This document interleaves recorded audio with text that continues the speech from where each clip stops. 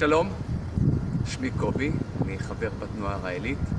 אני נמצא כרגע באוקינאווה, ביפהפייה. סיימתי עכשיו כינוס שמציין 45 שנה למפגשו הראשון של ראל, מייסד התנועה הרעילית, עם נציגה של ציוויליזציה מפלנטה אחרת.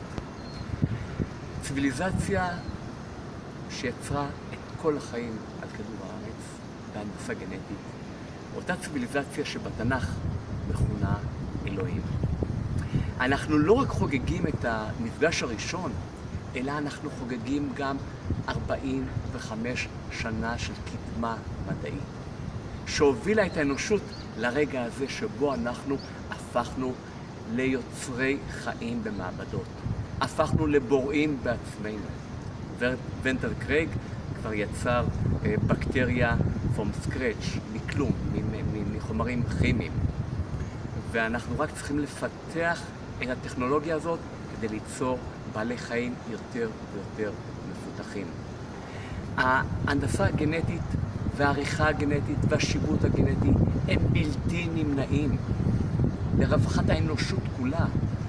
הכוונה היא לא ליצור כאן אליטה מפותחת גנטית, אלא פשוט להדביר את כל המחלות, את הרעב, להדביר את כל הנכויות הגנטיות שתינוקות נולדים איתם. ברגע שהאנושות תשכיל להבין שאנחנו נוצרנו בהנדסה גנטית, הכל ייראה אחרת.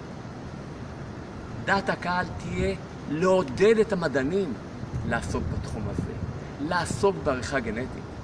מה שקורה עכשיו הוא בדיוק הפוך. המדען הסיני שעשה עריכה גנטית לשתי תאומות, כדי שהם יוכלו להיות עמידות לווירוס ה-HIV, קיבל כאלה קיתונות של בוז וביקורת שלילית, נדמה לי שאפילו נמצא בכלא הסיני כרגע, במקום לשבח אותו על העבודה שלו, במקום לתמוך בו ולתמוך במדענים אחרים, כדי להביא את האנושות למקום אחר לגמרי. וזה מה שהתנועה הרעילית מנסה לעשות. לגרום לאנושות להתייחס אל האין סוף. כי כשכל האנושות תדבר על האין סוף, תתייחס לאין סוף, ייעלמו כל ההבדלים בינינו. הבדלי הדתות, הבדלי הצבע, הבדלי המין, הלאומים השונים. הגבולות ייעלמו, וליצור עולם מושלם, כפי שתוכנן מלכתחילה, שבו כל אחד יוכל לפרוח ולחיות את חלומותיו. תודה.